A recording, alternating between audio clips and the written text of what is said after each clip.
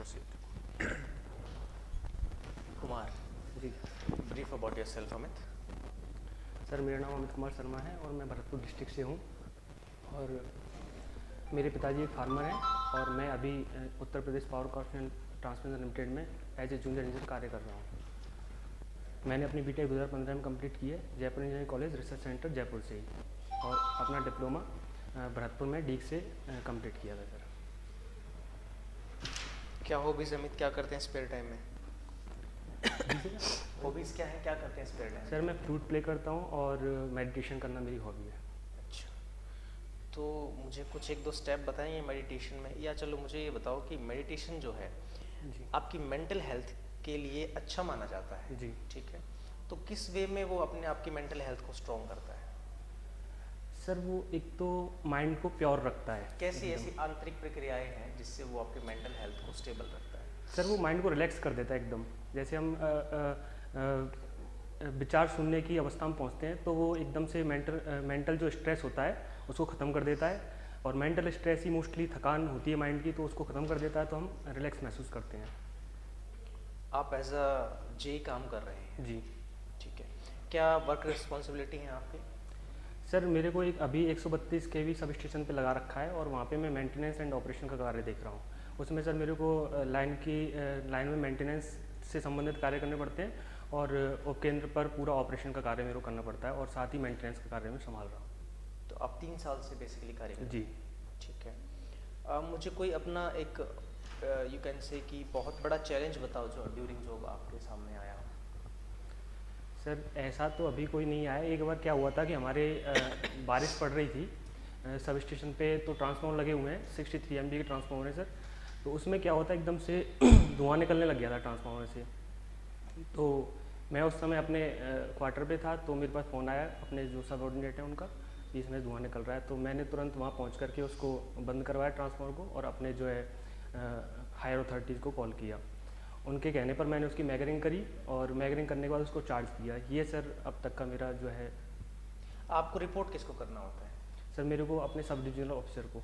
अच्छा, और उनको एग्जीक्यूटिव इंजीनियर को। अच्छा, एएन भी होते हैं? एएन सर सब डिविजनल ऑफिसर ही होता है वहाँ पे। अच्छा, ठीक है। तो आपने उनको देखा होगा, मीटिंग हुई होंगी आपकी कभी? जी बिल्कुल सर। मुझे ये बताओ अमित कि उनको देख के या उनके जो भी पर्सनालिटी है, काम करने का जो भी तरीका है, जी उनको देख के आपको क्या लगता है कि क्या ऐसी चीज़ें हैं जो आपको लगता है कि मैं जब एएन की पोस्ट पे होऊंगा तो शायद मेरे अंदर ये चीज़ें नहीं होंगी और मैं इस तरीके से तो काम नहीं करूँगा?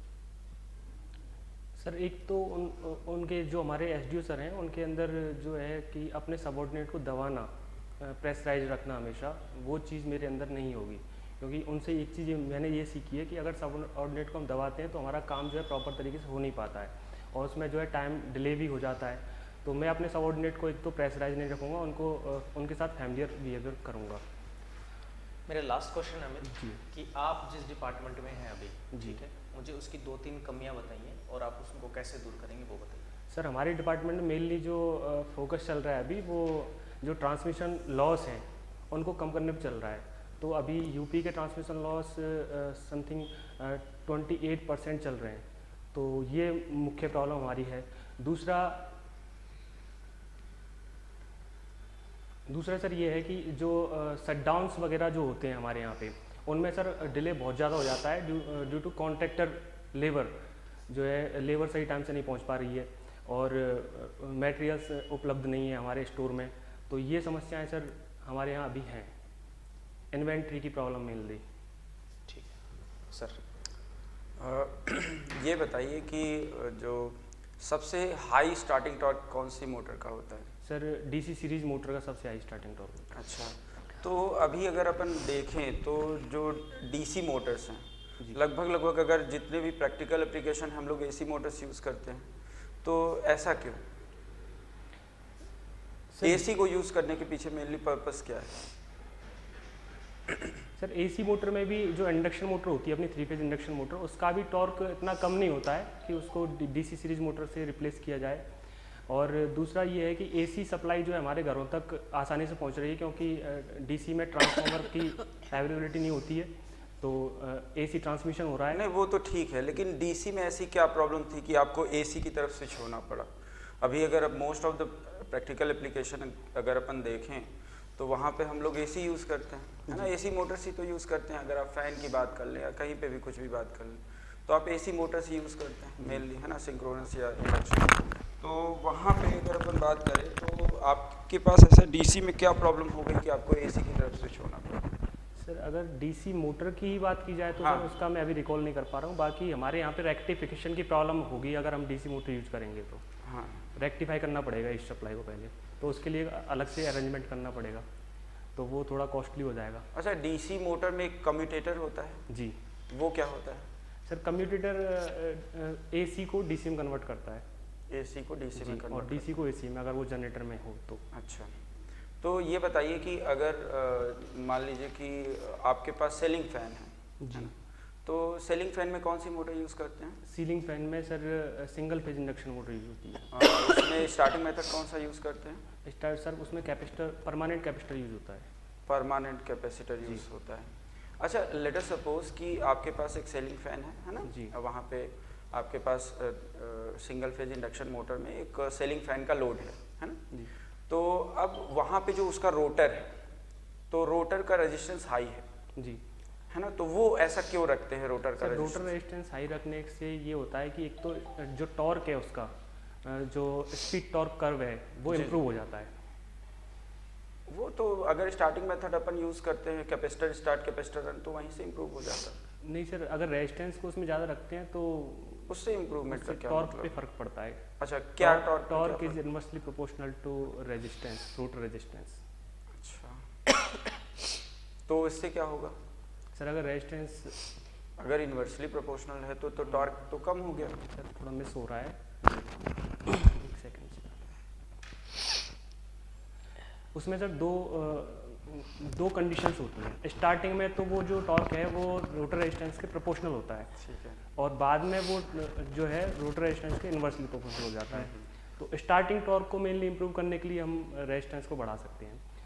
अच्छा, आप मेंटेनेंस में भी वर्क करते हैं? जी तो ये बताइए कि मैग्नेटाइजिंग इनरश करंट के बारे में सुना है? जी तो वो बता दीजिए।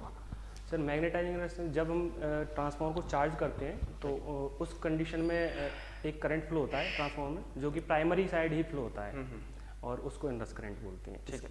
तो मेनली अगर अपन बात करें तो उसमें हार्मोनिक्स कौन कौन सी प्रेजेंट होती हैं? सर उसमें मेनली तो सेकंड हार्मोनिक्स होता है जी, और इवन ऑड? उसमें इवन हार्मोनिक्स होते हैं सर। अच्छा, तो ये बताइए कि जब ट्रांसफार्मर प्रोटेक्शन करते हैं आप, तो उसमें एक आप हार्मोनिक रिस्ट्रेंट रिले यूज़ करते हैं ना, हार्मोनिक रिस्ट्रेंट, तो वो किसके प्रोटेक्शन के लिए यूज़ करते हैं? सर वो मेल फंक्शनिंग जो हो जाती है डिफरेंशियल रिले की, इसी की वजह से होती है, सेकंड हार्मोनिक्स की वजह से, हाँ हाँ। वो इनरश करंट की वजह से। तो उस इनरश करंट को आइडेंटिफाई करने के लिए हम हार्मोनिक रिस्ट्रेंट रिले लगाते हैं। वो मेनली सेकंड हार्मोनिक्स को कैप्चर करता है और उसी से हमारी जो डिफरेंशियल रिले है उसको ऑपरेट नहीं होने देता इनरश करंट की वजह से। वोल्टेज रेगुलेशन क्या होता है? Sir voltage regulation is the ratio in terms of transformer. जी इन टर्म्स ऑफ ट्रांसफार्मर, क्योंकि अलग अलग अगर आप मोटर्स में जाएंगे तो वो अलग हो जाएगा। इन टर्म्स ऑफ ट्रांसफार्मर। सर, अगर ट्रांसफार्मर के सेकेंडरी साइड से जब हम लोड हटा लेते हैं तो उस पर कुछ वोल्टेज राइज होता है। इस वोल्टेज राइज को और अपने फुल लोड वोल्टेज के परसेंटेज में ले लेते हैं, उसको वोल्टेज रेगुलेशन बोलते हैं। अच्छा, वोल्टेज रेगुलेशन हाई होना अच्छा है या लो होना? सर जितना मिनिमम एज पॉसिबल हो उतना अच्छा है या मिनिमम वोल्टेज रेगुलेशन होना चाहिए। Minimum voltage? तो उसका फिजिकल सिग्निफिकेंस क्या है? सर इसका फिजिकल सिग्निफिकेंस ये है कि अगर हम वोल्टेज रेगुलेशन हमारा ज़्यादा होगा तो जो डिवाइसेज हैं हमारे पास वहाँ तक वोल्टेज कम पहुँचेगा, और वोल्टेज वहाँ कम पहुँचेगा तो जैसे कि इंडक्शन मोटर की बात की जाए तो कम वोल्टेज वो ज़्यादा लोड करंट लेने लग जाती है। तो ये भी एक कारण है इसका। और सर मैं ज़्यादा रिकॉल नहीं कर पा रहा हूँ। अच्छा, एक ट्रांसफार्मर में वोल्टेज रेगुलेशन फुल लोड पे, जी। एक ट्रांसफार्मर है फुल लोड पे वर्क कर रहा है, जी तो क्या उसका वोल्टेज रेगुलेशन 0 हो सकता है? जी बिल्कुल। कब? सर उसकी कंडीशन है जो उसका इंटरनल इम्पीडेंस, एक सेकंड सर फॉर्मूले से बता दूं। कुछ भी। Theta equivalent is equal to theta equivalent minus 5 is equal to 90 हो जाएगा। तो उस केस में उसका लीडिंग कंडीशन मेनली 0 होता है सर। ठीक है। कुछ लीडिंग पावर फैक्टर। ठीक ठीक ठीक, लीडिंग पावर फैक्टर, जी है ना, ठीक। ये बताइए, आपने शंट रिएक्टर तो देखा ही होगा। जी बिल्कुल। तो वो क्या होता है? शंट रिएक्टर सर यूज करते हैं मेनली 400 kV से अबव सबस्टेशंस पे, क्योंकि फेरेंटी इफेक्ट जो होता है अपना, जब हमारी लाइन लो लोड या फिर नो लोड पे होती है, तो उस केस में हमारा फेरेंटी इफेक्ट की वजह से वोल्टेज राइज कर जाता है, तो उसके लिए हम शंट रिएक्टर का यूज करते हैं। अच्छा, तो उसमें आपके पास क्या होता है बेसिकली? उसमें रिएक्टर कोर प्रेजेंट होता है या नहीं होता है? कोर प्रेजेंट होता है सर उसके अंदर। कोर प्रेजेंट होता है। किसका कोर प्रेजेंट होता है? Sir silicon steel. अच्छा, तो उसमें तो यार तब तो लॉसेस बहुत ज़्यादा हो जाएंगे। अगर आपके पास कोर प्रेजेंट है फिर तो लॉसेस आपके पास बहुत ज़्यादा बढ़ जाएंगे। आपने तो देखा होगा। अच्छा, 132 kV है। नहीं सर, आप देखा तो जो एक बार हमने विजिट किया था 400 kV सबस्टेशन का, वहाँ ठीक। देखा था, लेकिन बाहर से ही देखा था, अंदर से तो हो सकता है अगर उसके लॉस हमें मिनिमाइज करने हैं तो एयर कोर उसमें यूज हाँ। एयर कोर यूज कर सकते हैं। जनरली अगर 400 kV में देखें तो वहाँ पे आप कंक्रीट का वो यूज़ करते हैं, स्ट्रक्चर यूज़ करते हैं बेसिकली। हाँ, तो अच्छा, मान लीजिए कि आपके पास अगर जैसे कि मान लीजिए जैसलमेर एरिया है या इन सब जगह पे अगर अपन बात करें तो वहाँ पे कौन सा सर्किट ब्रेकर यूज़ करते हैं जनरली? कौन से सबस्टेशन पे सर? सब स्टेशन की बात नहीं, मान लीजिए कि आपके पास काफ़ी दूर दराज वाला एरिया है ना, और वहाँ पे आपको छोटे छोटे सब स्टेशन अपन बना के रखते हैं वहाँ पे, तो वहाँ पे कौन से सर्किट ब्रेकर मेनली यूज़ करते हैं? सर मुझे ऐसे तो पता नहीं है, लेकिन मैं नहीं, अगर नॉर्मली ऐसे बात करें कि दूर दराज वाले वैक्यूम सर्किट ब्रेकर यूज करते वैक्यूम है ना, तो वो क्यों यूज़ करते हैं? सर वो लो वोल्टेज अगर हमारे पास है तो जैसे 33 kV सबस्टेशन है, वहाँ पे वैक्यूम सर्किट ब्रेकर यूज किया जा सकता है, क्योंकि अगर SF6 यूज करेंगे तो अगर SF6 का प्रेशर कम होगा तो उसको भरना पड़ेगा दोबारा से, तो इतना दूर SF6 को ले जाना पड़ेगा, तो ट्रांसपोर्टेशन की भी सर समस्या हो सकती है इसमें। और एक जैसे ही हमारा SF6 कम होगा तो तुरंत वो हमारा ब्रेकर है वो स्ट्रक कंडीशन में आ जाएगा, तो उसको रिमूव करने के लिए शायद हो सकता है ऐसा यूज कर सकते हैं हम वैक्यूम सर्किट ब्रेकर। ये बताइए कि सोलर सेल और फोटोवोल्टाइक सेल, सोलर सेल को फोटोवोल्टाइक सेल क्यों कहते हैं, पहले तो ये बताइए। सर क्योंकि फोटो रिलेट होता है अपने प्रकाश से, और प्रकाश की वजह से उसमें जनरेशन होता है वोल्टेज का, तो फोटोवोल्टिक उसको कह सकते हैं। अच्छा, कह सकते हैं जी। तो इसमें कौन सा प्रिंसिपल इन्वॉल्व होता है? सर ये अभी याद नहीं। ठीक है, फोटो डायोड जी और सोलर सेल या फोटोवोल्टाइक सेल में क्या डिफरेंस होता है? Sir solar cell mainly electricity generation के लिए होता है, और फोटो डायोड जो है वो एज ए सेंसर यूज कर सकते हैं हम। ठीक है, तो ऐसा क्या मतलब क्या डिफरेंस है जो कि आप ऐसा ये इस तरीके से बात कर जो सोलर सेल होता है उसमें ऑप्टिकल विंडो होती है एक, अच्छा, वो प्रकाश को डायरेक्ट वहाँ पहुँचाया जाता है और उस पर इंसिडेंट होती है, तो वो तो आपके पास अगर फोटो डायोड की बात करें तो वहाँ पे भी आप ऑप्टिकल लेंस तो यूज़ करते ही हैं, और बेसिकली इसी पर्पस के लिए यूज़ करते हैं। सर वो अभी रिकॉल नहीं कर पा रहा हूँ। अच्छा अच्छा, ये बताइए, आपने रेक्टिफायर सुना है? जी। क्या होते हैं? सर रेक्टिफायर डीसी को एसी में कन्वर्ट करने के लिए। एसी में या pulsating DC? Pulsating AC. Pulsating DC. जी। तो पल्सेटिंग डीसी, मान लीजिए कि मैंने आपको एक सिग्नल दे दिया है ना, तो कब आप उस सिग्नल को बता पाएंगे कि ये पल्सेटिंग डीसी है? क्या कंडीशंस होती है, कैसे आप डिटरमाइन करते हैं कि ये पल्सेटिंग डीसी है या ये प्योर एसी है या ये प्योर डीसी है, तो कैसे पता करते हैं? सर रिपल फैक्टर से। तो मान लीजिए रिपल फैक्टर के पास आप जब आपको वेवफॉर्म पता होगी, ठीक है, पहले उसका एवरेज निकालेंगे या उसका आरएमएस निकालेंगे, तब तो रिपल निकालेंगे। सर अगर कांस्टेंट वैल्यू नहीं आ रही है वोल्टेज की तो वो पल्सेटिंग है। अच्छा, कांस्टेंट वैल्यू नहीं आ रही तो पल्सेटिंग है। जी। अच्छा, तो ये बताइए कि आपने रेक्टिफायर कितने टाइप्स के होते हैं? Rectifier sir full wave rectifier होता है, हाफ वेव रेक्टिफायर होता है। तो हाफ वेव रेक्टिफायर जनरली आपने देखा होगा यूज ही नहीं करते, तो ऐसा क्यों? आपको फुल वेव की तरफ जाना क्यों पड़ा हाफ वेव से? सर क्योंकि वो ज़्यादा पल्सेटिंग आउटपुट देता है, प्योर डीसी नहीं निकाल पाता वो। प्योर डीसी तो कोई नहीं देता जी। प्योर डीसी तो कोई नहीं देता। उसका सर एक एवरेज वोल्टेज जो होता है वो भी कम होता है। अच्छा। फुल वेव रेक्टिफायर का ज़्यादा होता है। अच्छा, आपने एक बार 2010 या 2011 में ब्लैकआउट हुआ था, जी। है ना, तो वो किसकी वजह से हुआ था? सर वो सिंक्रोनाइजेशन, जैसे हमारा लोड एकदम से कम हो गया था, तो उसकी वजह से क्या हुआ, फ्रीक्वेंसी बढ़ गई थी, और फ्रीक्वेंसी बढ़ती है तो जो जब लोड बढ़ने से फ्रीक्वेंसी बढ़ती है। लोड कम हो गया था सर।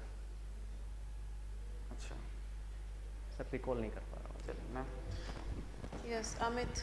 जी अमित, आपका फॉर्म देखने के बाद ये पता चल रहा है कि आपने 10th में काफ़ी कम परसेंटेज आपके रहे जी। हैं। इसके पीछे कोई मेन रीज़न?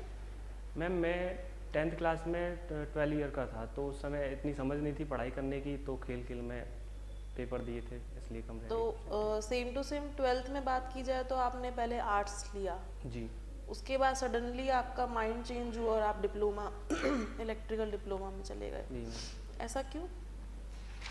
मैम क्या है कि मेरे साथ के कुछ मेरे दोस्त थे, वो इंजीनियरिंग करने चले गए थे क्योंकि उनकी परसेंटेज अच्छी थी 10th में, तो उनका डिप्लोमा में नंबर आ गया था, मैंने ही भरा था लेकिन मेरा नहीं आ पाया था, तो उनको ही देखा देख मैंने इंजीनियरिंग का फिर डिसीजन लिया। आपने आर्ट्स क्यों लिया तो, जब आपको इंजीनियरिंग में जाना था? मैम एक्चुअली क्या है, 10th के तुरंत बाद मेरा पॉलिटेक्निक में सिलेक्शन नहीं हो पाया था, तो फिर ये था कि 12th तो करनी ही है, तो 12th कर ली जाए। फिर पापा बोले कि तेरे से नहीं हो पाएगी क्योंकि इतनी कम परसेंटेज लेके आए हो, तो मैंने आर्ट साइड से 12th करी थी।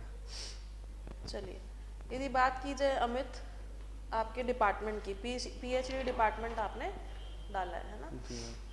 किसके पास मिनिस्ट्री है पीएचडी की? मिनिस्ट्री बीडी कल्ला से जी हैं। बीडी कल्ला जी। जी।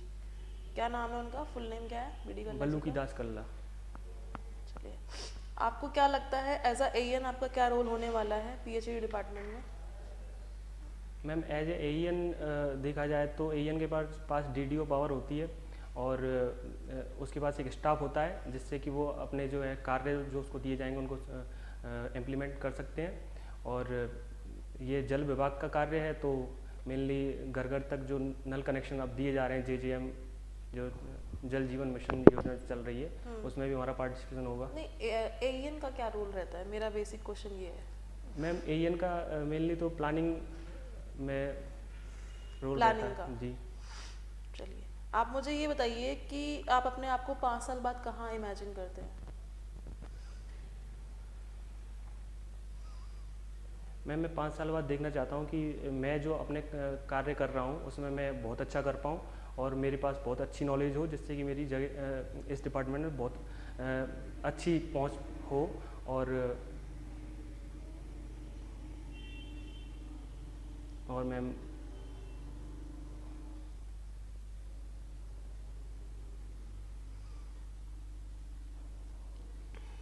चलिए, कोई बात नहीं। आप मुझे ये बताएं कि आपके अंदर कोई ऐसी वीकनेस जिसके कारण आपको हायर ना किया जाए या रिक्रूट ना किया जाए?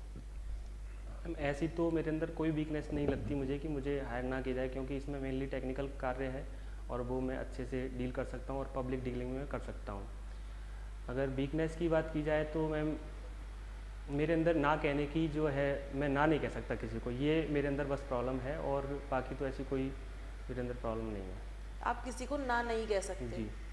देखिए, यदि आपको ऐसा आप एएन मान ले बन जाते हैं, ठीक है, और आपके पास किसी भी विधायक का या कि कहीं से मिनिस्ट्री से फ़ोन आता है कि ये हमारे कोई जान पहचान वाले हैं, इनका आपको ये काम करवाना है, कुछ भी ले दे के काम हो कर लीजिए, तो आप जैसा कह रहे हैं कि नहीं हो पाएगा मुझसे ऐसा, जी। तो उसके केस में क्या आप वो जो काम है वो करप्शन के थ्रू कर देंगे?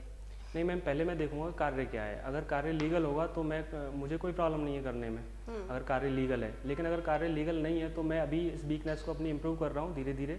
और वैसे ही मैं जो इस डिपार्टमेंट में आया, विद्युत विभाग में अभी हूँ, तो पब्लिक डीलिंग बहुत करनी पड़ती है, तो मैं इसमें बहुत इम्प्रूवमेंट कर चुका हूँ और कोशिश कर रहा हूँ आगे भी।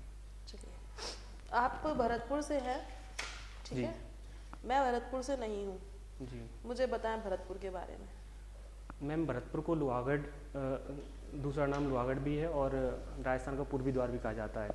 इसके अंदर मैम केवला देव घना पक्षी विहार है और डीक के जल महल भी बहुत प्रसिद्ध हैं। लोहागढ़ क्यों कहा जाता है? मैम लोहागढ़ क्योंकि अंग्रेज़ों के समय में जो यहाँ का किला था लोहागढ़ दुर्ग, वहाँ पे अंग्रेज़ों ने कई बार आक्रमण किए और विदेशी आक्रांताओं ने भी बहुत बार आक्रमण किए थे, लेकिन वो इसको जीत नहीं पाए थे। तो इसीलिए इसको लोहागढ़ दुर्ग कहा जाता क्यों नहीं जीत पाए थे लोहागढ़ दुर्ग है को? मैम, क्योंकि ये मिट्टी से बना हुआ है तो उस पर तोप के गोलों का कोई ज़्यादा प्रभाव नहीं पड़ता था और वो जो है दीवार को तोड़ नहीं पाते थे।